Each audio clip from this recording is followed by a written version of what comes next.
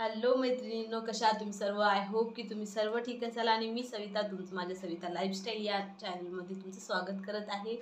तर मी तुमच्यासोबत daily ब्लॉगचे video share करत असते. तर आज म्हटलं जरा वेगळ्या विषयावर बोलूया.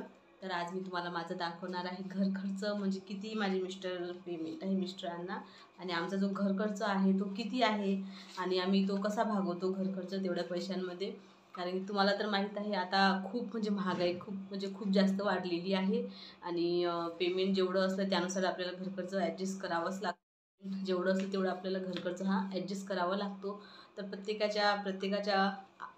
प्रत्येकाच्या पेमेंटनुसार सगळेजण आपला घर खर्च ॲडजस्ट करत असतात. तर तसंच आमचं पण आहे. आमचं जेवढा पेमेंट आहे त्यानुसार आम्ही घर खर्च करतो. आणि आता तर तुम्हाला माहितीच आहे, सिटीमध्ये राहणं म्हणजे खूप डिफिकल्ट झालेलं आहे. तर हे बघा, त्यानंतर त्यानुसार आपण आपला घर खर्च हा करत असतो. प्रत्येकजण काटकसर करत असते संसारामध्ये. तर तशाच पद्धतीने आम्ही पण आमचं घर खर्च मॅनेज करतो तेवढ्या पेमेंटमध्ये. तर माझ्या मिस्टरांना पेमेंट आहे 30,000 प्लस आहे थोडा, पण तर त्याच्यामध्ये आम्ही ॲडजस्ट करतो घर खर्च करा. आणि आम्हाला कुठलीही घरातून मदत नाही आहे, कारण की गावाकडे आमच्या शेती वगैरे बिलकुल नाही आहे. गावाकडे माझे सासरेच असतात, तर शेती नाही आहे, त्यामुळे मग ते पण काही मदत करू शकत नाहीत. आणि आम्ही पण काही त्यांना मागत नाही, कारण की असं वाटते की त्यांनाच तेच त्या शेती नाही वगैरे, तर मग त्यांना कशाला मागायचं. त्यामुळे आम्ही त्यांना पण काही त्रास देत नाही. उलट आम्ही त्यांना महिन्याला थोडंफार आमच्याकडून जेवढं होतं तेवढं आम्ही त्यांना पुरवतो. तर हे बघा, सगळ्यात अगोदर तर मी तुम्हाला सांगणार आहे की आमचा घर खर्च किती आहे. तर हे बघा, सगळ्यात अगोदर आम्ही इथं रेंटनी राहतो. पुण्यासारख्या सिटीमध्ये राहणं म्हणजे खूप डिफिकल्ट आहे आत्ताच्या सध्याच्या काळामध्ये. कारण की आम्ही जिथं राहतो ना, तिथं हा एरिया जो आहे तो हा MIDC एरिया आहे. त्यामुळे इथं भरपूर असं कंपन्या वगैरे आहेत. कारण की सगळे तुम्हाला तर माहीत आहे, जॉबसाठी बाहेरून आपण किती लांबवरून येतो. तर त्यामुळे हा MIDC एरिया आहे. आणि MIDC एरियामध्ये बरंच असं इथं भाडं वगैरे खूपच महाग आहे. तर आमचं जे भाड्याचं रेंटचं घर रूम आहे आणि 1 RK आहे आमचं. तर 1 RK आहे. तर 1 RKमध्ये ना बघा, माझं जे भाडं जे आहे ना ते आहे 6,000 प्लस 500 रुपये आम्हाला लाईट बिल येतं. म्हणजे आम्हाला 6,500पर्यंत जातं भाडं आमचं. रेंटनी असल्यामुळे भाडं आमचं 6,500पर्यंत जातं. म्हणजे 6,000 भाडं आहे आणि 500 रुपये लाईट बिल वगैरे येतं. आणि त्यानंतर बघा, राशनचा खर्च आहे. तर राशन आम्ही डीमार्ट वगैरेमधून बिलकुल नाही भरत. मी लोकल मार्केटमधूनच राशन भरत असते. तुम्ही बरेचदा माझ्या व्हिडिओमध्ये माझा ग्रॉसरीचा जो व्हिडिओ आहे त्यामध्ये बघितलंच असेल. इथं मोठी शॉप आहेत. आता सिटी आहे म्हटल्यावर भरपूर सारे शॉप आहेत. तर एका शॉपमधून आम्ही व्हॉट्सअपला त्यांना लिस्ट पाठवतो आणि ते डायरेक्टली आम्हाला घरी आणून देतात राशन. त्यामुळे डीमार्टमध्ये, आणि तसं पण ना मला, आता प्रत्येकाची आवड ही वेगळी असते, तसं पण मला ना लोकल मार्केटमधूनच राशन घ्यायला आवडतं. कारण की थोडी का होईना तेवढी पैशाची थोडी बचत होते. पण असते, प्रत्येकाला आवड असते, प्रत्येक बायकांना आवड असते की डीमार्टमधून घ्यावं राशन. पण मला तरी वाटते की डीमार्टपेक्षा आपल्या लोकल मार्केटमध्ये थोडंफार कमी किमतीत मिळतं असं वाटते मला. कारण की मी 1-2दा प्रयत्न केलेला आहे डीमार्टमधून राशन भरण्याचा. तर मला बचत जर म्हणसाल तर मला लोकल मार्केटमधलं आवडलं राशन. आणि छान येतं, मस्त चांगल्या क्वालिटीचं असतं. असं काही नाही की खूप चीप क्वालिटी, खूप चांगली क्वालिटी असते. पण थोडंफार पैशांमध्ये थोडंफार असते कमी जास्त. त्यामुळे मी शक्यतो आम्ही लोकल मार्केटमधूनच राशन भरतो.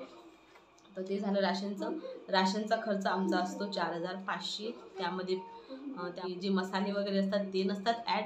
फक्त जो बाकीचा जो साबणा, तेल, आपलं तांदूळ, गहू, आपलं डाळा वगैरे सगळं काही ॲड असते. फक्त ड्रायफ्रूट आणि जे मसाले असतात, कांदा लसूण मसाला, लाल मिरची पावडर, हळद, जिरं, ते आम्ही वेगळ्या ठिकाणाहून मागवतो. म्हणजे आम्ही स्वतः जातो आणि मसाले मी तिथून आणते. दुकानामधून जे पॅकेटचे जे मसाले मिळतात ना, ते मला बिलकुल आवडत नाही. कारण की त्याची एक्सपायरी असते, म्हणजे कधी ते बनवतात. त्याच्यामुळे मग ते नाही यूज करत आम्ही. शक्यतो आम्ही इथे भरपूर असे मसाल्याचे शॉप तर आहेतच, तिथं जाऊनच आम्ही मसाला आणतो. म्हणजे धना पावडर, जिरा पावडर, हळद, मिरची, लाल मिरची, कांदा लसूण मसाला वगैरे वगैरे जे काही आपलं जे असतं त्यानुसार मग थोडीफार आपलं मुलांचा पास्ता वगैरे ते झालं, ते पण येतंच. मग लोणचं, कुठली एक्स्ट्राची काही चटणी वगैरे दिसली ते पण आपण घेतोच, तो मसाल्याचं वेगळं. तर आम्ही एवढं मग राशन जे आहे ग्रोसरी ते मागवतो, शॉपमधून मागवतो, डीमार्टमधून वगैरे नाही मागवत. तर तेवढा आहे राशनचा 4,500 हा आमचा राशनचा खर्च आहे महिन्याचा.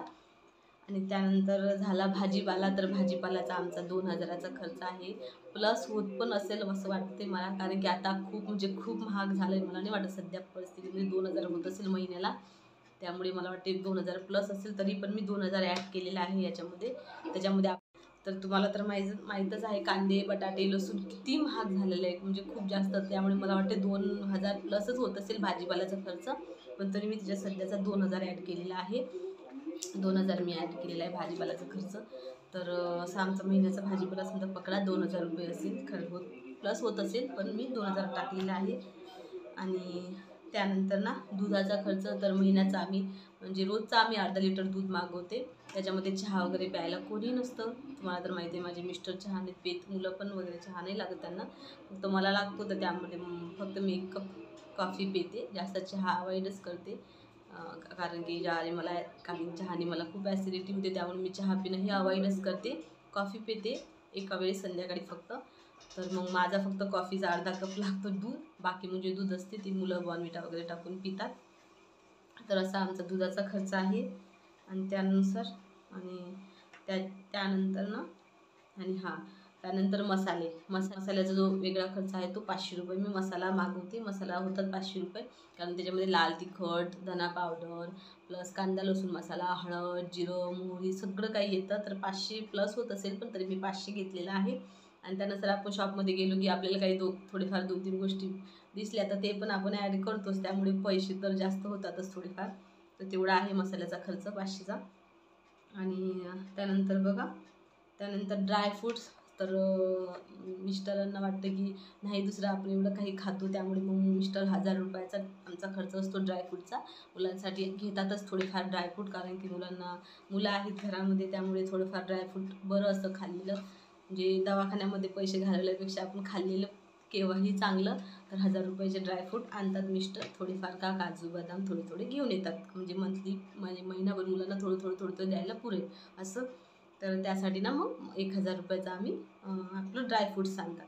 आणि त्यानंतर झाला फ्रूटचा खर्च. तर मुलांसाठी फ्रूट लागतेच, बनाना आपलं जे काही आहे असतात. आणि मिस्टर रेग्युलर हा जो सर्व खर्च आहे मिस्टर करतात, त्यामुळे मी त्याच्यामधून मी सांगते तुम्हाला की काय काय लागतं आहे आम्हाला. तर माणसांच्या हाती खर्च आहे म्हटल्यावरती माणसांचं कसं असतं, जे एक्स्ट्रा दिसलं ते आणतातच. त्यामुळे मुलांसाठी रेग्युलर आमच्या घरी फ्रूट हे असतातच. ॲपल झाले, बनाना झाले, किंवा पायनॅपल, ड्रॅगन फ्रूट्स, परत आपले केवी वगैरे. कारण की किट्टूला रेग्युलर म्हणजे तरी 15 दिवसातून 8 दिवसात आम्ही केवी आणतो.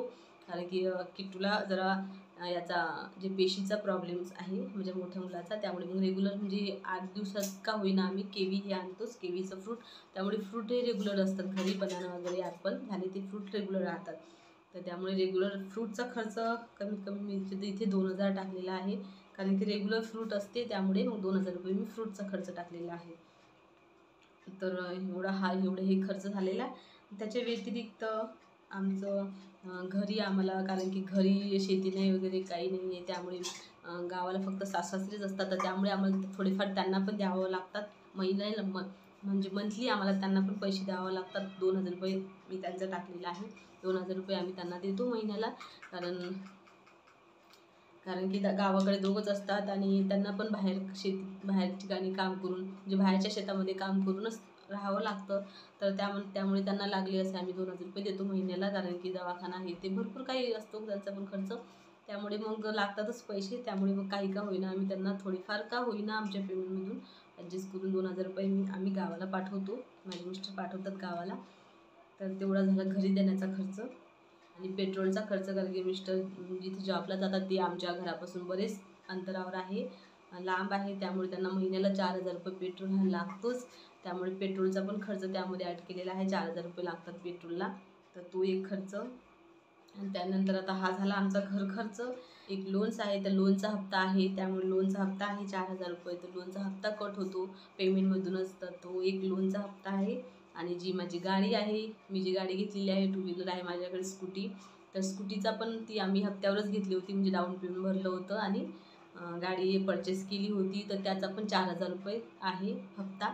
तर तो पण आम्हाला मंथली द्यावंच लागतं. एक लोनचा आहे आणि एक गाडीचा आहे, असे 2 आहेत. ते पण द्यावं लागतं आम्हाला. 4-4 हजार रुपये आहेत, तर ते पेमेंटमधूनच कट होतात. तर एवढा आहे आमचा खर्च बघा. आणि त्यानंतर सेविंग म्हणसाल तर सेविंग आहे थोडीफार. आमची पॉलिसी आहे मिस्टरांची, तर त्यांचा पॉलिसीचा खर्च असतो 10 का 12 हजार, पण ते वर्षाचे असतात. पण तो काही मी याच्यामध्ये ॲड नाही केलेला आहे. सेविंग जर म्हणत असाल तर सेविंग आहे थोडीफार. तर पॉलिसी आहे मिस्टरांची, तर त्याचा खर्च याच्यामध्ये नाही केलेला आहे मी ॲड, कारण की तो वर्षाचा असतो खर्च. म्हणजे वर्षातून 10 का 12 हजार रुपये आपल्याला पे करावे लागत असतात. तर तो आपण 6 महिन्यातून करत असतो. म्हणजे तो मंथली नाही करावं लागतं, पण तरी पण त्याचे जे पैसे आहेत ते आम्हाला एक्स्ट्राचे बाजूला ठेवावं लागतात. त्यामुळे मी याच्यामध्ये त्याचा सेविंगचे 1000 रुपये टाकलेले आहेत. 1000 रुपये खर्च केलेला आहे महिन्याचा, म्हणजे ते पैसे गोळा होऊन मग वर्षाला आपल्याला पे करता येईल तिथं. तर सेविंग मी तर 1000 रुपये टाकलेले आहे. ती पॉलिसी आहे मिस्टरांची. आणि परत एक आहे आमचा हेल्थ इन्शुरन्स आहे, चौघांचा पण, मिस्टरांचा, माझ्या 2 मुलांचा. कारण की तुम्हाला तर माहीत आहे आपले हेल्थ इश्यू हे कधी पण येऊ शकतात, आणि आम्हाला भविष्यात असं घडलेलं आहे आमच्यासोबत. कारण की ज्यावेळेस आपण हॉस्पिटलमध्ये जातो तेव्हा भरपूर असं बिल काढतात, आणि नंतर आपल्याकडे पैशाचे खूप प्रॉब्लेम्स येतात. मग आपल्याला खूप मानसिक संतुलन पण आपलं बिघडतं, कारण की खूप स्ट्रेस येतो. कारण तुम्हाला तर माहीत आहे वेळेवर आपल्याकडे पैसा नसला तर खूप प्रॉब्लेम्स येतात, आणि वेळेवर तर कुणीच कामा पडत नाही. पैसा म्हटलं तर कुणीच, सगळेजण हात वर करत असतात. त्यामुळे मला असं वाटते आपण प्रत्येकाने आपल्या हेल्थची काळजी करून थोडेफार का होईना आपलं पैसे थोडे मागे टाकायला पाहिजेत. हेल्थ इश्यू, कारण की हेल्थ इश्यू हा कधी पण येऊ शकतो भविष्यामध्ये. त्यामुळे सर्वात अगोदर आपण हेल्थची म्हणजेच आपली हेल्थ पॉलिसी काढणे खूप गरजेचं आहे. तर तसाच विचार करून आम्ही मुलांची, आणि आम्ही दोघं आणि 2 मुलं, आमची चौघांची एक हेल्थ पॉलिसी आहे. त्याचे पण आम्ही पैसे भरत असतो. तेच म्हणजे सेविंगमध्येच येतो तो पण खर्च. तर ते एक आमचं सेविंग आहे, कारण की हेल्थ इश्यू हे कधी पण येऊ शकतात, भविष्यात कधी पण उद्भवू शकतात. त्यामुळे आपण स्वतःच प्रिपेअर राहणं खूप गरजेचं असतं. तर एवढ्या छोट्या गोष्टीमधून त्यामुळे थोडी का होईना आपण सेविंग ठेवली पाहिजे. तसे नाही पैसे आपले बाजूला राहत, त्यामुळे थोडीफार अशा पद्धतीने आपण सेविंग करणं गरजेचं असतं. तर अशा पद्धतीने आहे बघा आमची सेविंग. काही एवढी नाही आहे.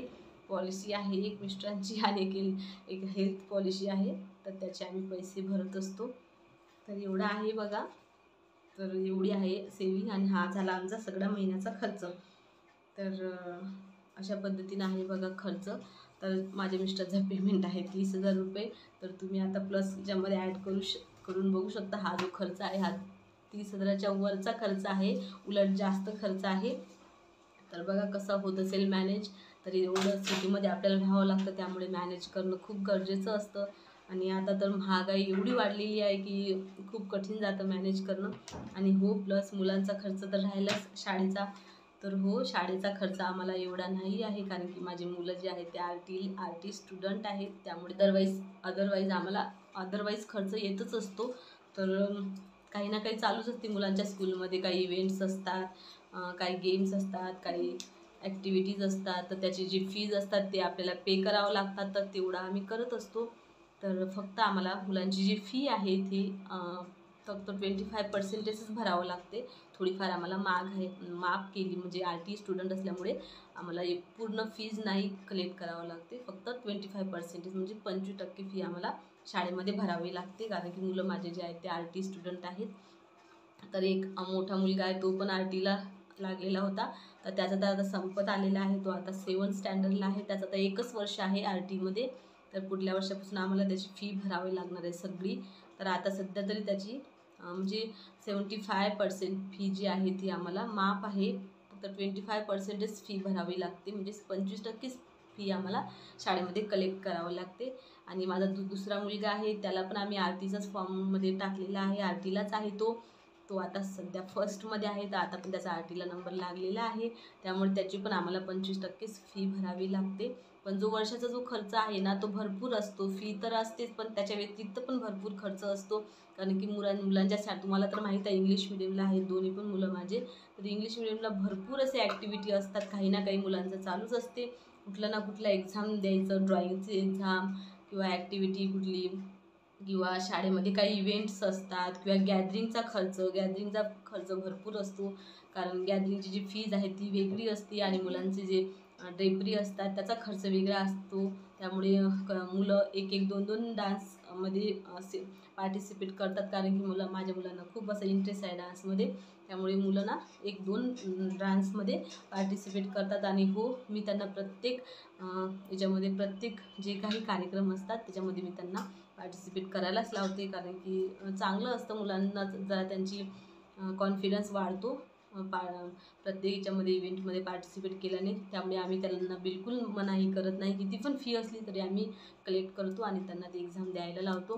तर असं वर्षातून काही ना काही मुलांचा स्कूलमध्ये चालूच असते, तर तो खर्च वेगळाच झाला. पण जो म्हणजे जेव्हा स्कूल उघडते तेव्हा त्यांचे कपडे, युनिफॉर्म, बॅग्स हाच आम्हाला दोघांचा मिळून 20-25 हजार रुपये तेव्हाच लागतो आम्हाला खर्च. जेव्हा शाळा ओपन होते तेव्हा शूज वगैरे सगळे दोघांचे. बाकी मग आम्हाला फक्त 25% फी त्यांची कलेक्ट करावी लागते. तर ती फक्त फी आहे मुलांची. मोठ्या मुलांची आहे 25% म्हटलं तर मोठ्या मुलाची आहे 1000 रुपये. 25%मध्ये येते 1000 रुपये मोठ्या मुलाची आहे. आणि छोट्या मुलाची 25% आहे 700 रुपये. म्हणजे छोट्या मुलाची 700 रुपये आणि मोठ्या मुलाची 1000 रुपये. तर अशी दोघांची मला 1700 रुपये फी भरावी लागते. ते पण 25% आहे म्हणून. आता तर RDचं कसं असतं ना, फर्स्टपासून तर 8th स्टँडर्डपर्यंत 25% फी, म्हणजे 75% फी माफ असते आणि 25% फी आपल्याला भरायची असते. तर आता किट्टू आहे यावर्षी 7वीला, तर पुढल्या वर्षी ते 1 वर्षच आहे आता. नंतर आम्हाला 9वीपासून त्याची फी पण पूर्ण भरावी लागणार आहे. तर असं आहे बघा स्कूलचा थोडा खर्च कमी आहे, म्हणजे फी कमी आहे. बाकी जो वेगळा जो काही खर्च आहे तो आम्हाला सगळं द्यावा लागतो. अबॅकसचे जे क्लास आहेत स्कूलमधनं त्याची पण फीस भरावी लागते. परत आपली किट्टूचा म्युझिकचा क्लास होता, आम्ही लावलेला होता, त्याचे पण पैसे भरावे लागत होते. परत गॅदरिंगचे सगळं काही जो काही अदर खर्च असतो तो सगळं भरावा लागतो. कपडे, शूज सगळं. फक्त जी 75% जी रक्कम आहे स्कूलची फीची, फक्त फीची सोडून तेवढी आम्हाला नाही भरावी लागत, फक्त 25% भरावी लागते. तर असा मुलांचा खर्च आहे. तर त्याचा मी महिन्याचा खर्च घेतलेला आहे, फक्त फीचा घेतलेला आहे 1700 रुपये घेतलेला आहे. बाकी तुम्हाला तर माहीतच आहे स्कूलचा खर्च किती असतो ते. तर एवढा आहे बघा खर्च. हे जर तुम्ही सगळे ॲड करसाल तर हा खर्च ना 30,000च्या वर जाणार आहे.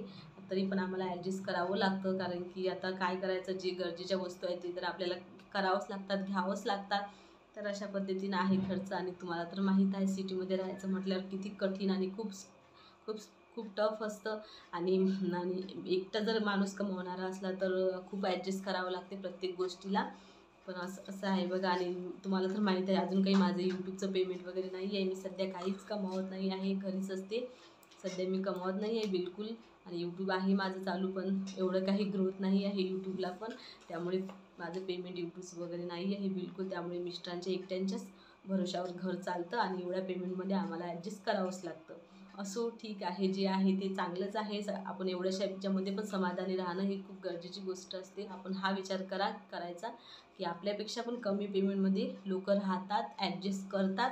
तर त्यांचं होते तर आपलं का नाही ॲडजस्ट होणार. त्यामुळे आनंदित राहायचं.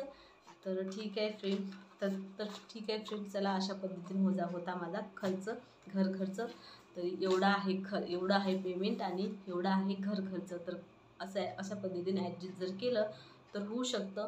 तर चला फ्रेंड्स, आजचा व्हिडिओ मी इथेच एंड करते. आजचा तुम्हाला माझा व्हिडिओ आवडला असेल तर प्लीज लाईक करा, शेअर करा आणि सबस्क्राईब करा. भेटूया एक नवीन व्हिडिओसोबत. तोपर्यंत bye bye, good night, take care.